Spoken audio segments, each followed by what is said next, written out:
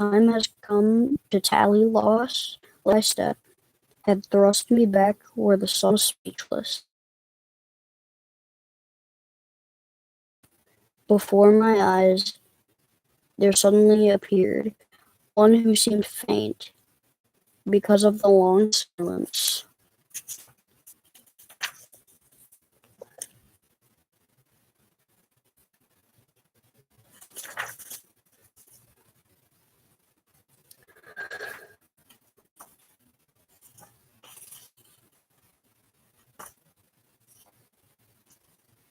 When I saw him in that vast wilderness, "Have pity on me," were the words I cried.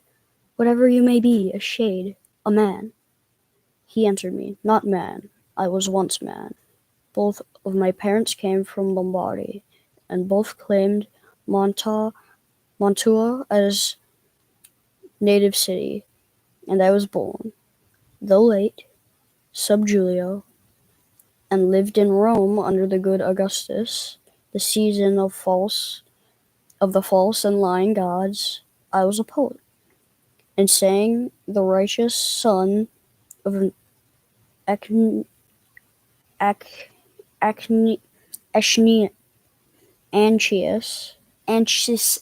Anchises. Man, I'm not good with words.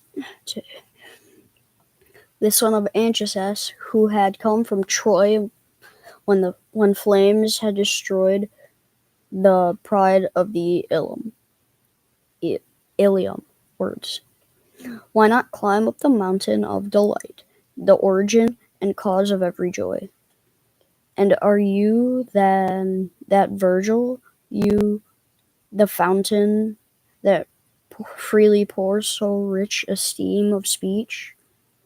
"O light," I answered him with shame upon my brow, "O light and honor of all other poets, may my long study and the intense love that made me search your volume serve me now. You are my master, my author. You are the only one from whom my writing drew the noble style for which I have been honored. You see the beast that made me turn aside. Help me, O famous sage, to stand against her, for she has made my blood and pulses shudder." "It is another pass that you must take," he answered, when he saw my tearfulness.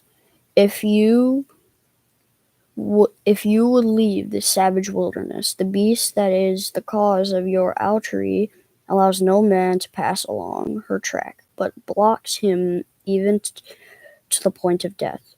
Her nature so squalid, so malicious, that she can never sate her greedy will.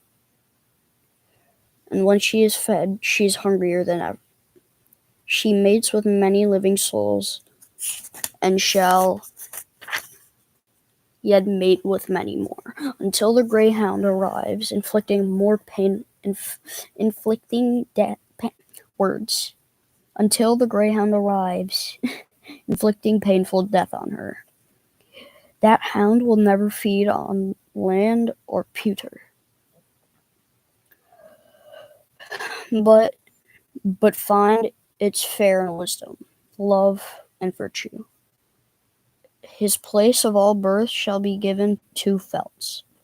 He will restore the low-lying Italy, for the maid Camilla died of wound, for which the maid Camilla died of wounds, and Nisus, Turnus, and Euralius,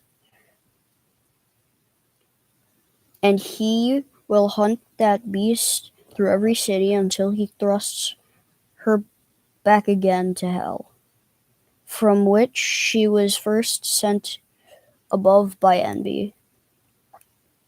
Therefore I think and judge it best for you to follow me, and I shall guide you, taking you from this place to an eternal place, where you shall hear the howls of desperation and see the ancient spirits in their plan, as each of them lament in his second death, and you shall see those souls who are content within the fire, for they hope to reach whenever that may be, the blessed people.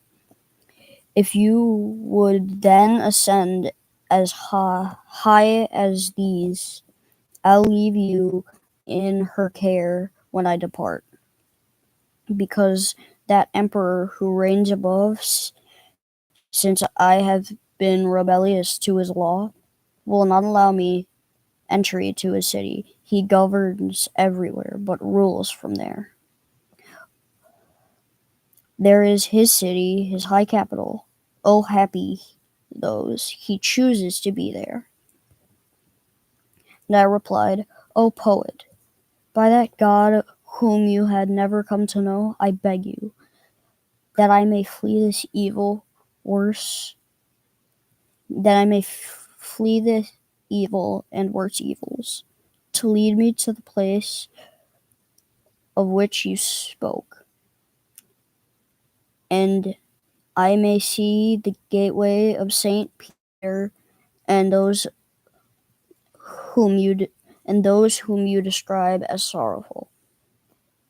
Then he set out, and I moved on behind him.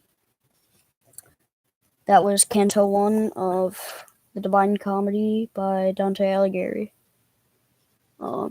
That's the end of the stream. Peace.